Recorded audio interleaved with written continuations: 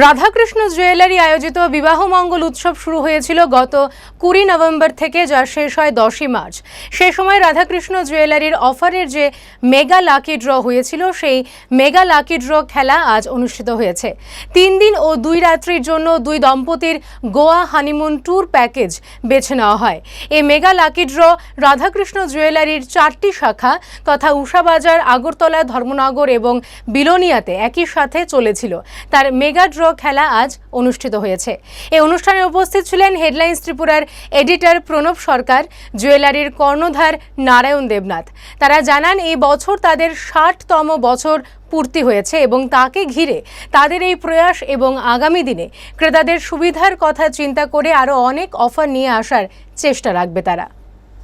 আমাদের সম্মানীয় অতিথি শ্রী প্রণব সরকার মহোদয় আমাদের উপস্থিতিতে, ওনার উপস্থিতিতে আমরা এবং সাংবাদিক ভাই ও বোনেরা আপনাদের উপস্থিতিতে আমরা আজকে আমাদের বিবাহমঙ্গল উৎসবটা যে আমরা অফারটা এনেছিলাম, এই অফারটার মেগা ড্র ছিল একটা। 2 জন দম্পতিকে আমরা গোয়া হানিমুন ট্যুর দেব। এই ট্যুরটা মেগা ড্রোর মাধ্যমে হবে। এই 2 জন দম্পতির মেগা ড্রোর মাধ্যমে আজকে আমরা তুলে নিলাম দাদার হাত ধরে।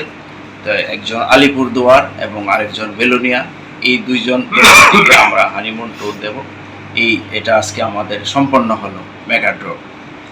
জুয়েলারি স্বনামধন্য স্বর্ণ প্রতিষ্ঠান, 60 বছর আমাদের ভর্তি হয়েছে। এটা একটা বিশ্বস্ততার সাথে এটা একটা বিশাল ব্যাপার।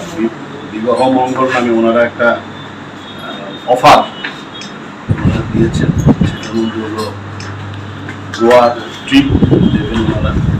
তো আজকে লটারি করেছেন, অনেকেই ছিল, অনেকগুলো ছিল, তার মধ্যে 2 জনকে বেছে নিতে বলা হয়েছে। 2 জনকে বেছে নেওয়া হলো।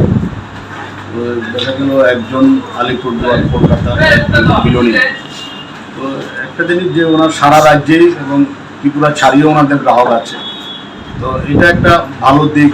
আমি যখন দেখলাম যে এটা তাদের অনেকগুলো ব্রাঞ্চ আছে, যে সুনামের সাথে, বিশ্বস্ততার সাথে ওনারা যেভাবে আজকে এই জায়গাতে পৌঁছেছে, ওনাদের যেন কর্ণধার আছেন, ওনাদের এটা ক্রেডিট।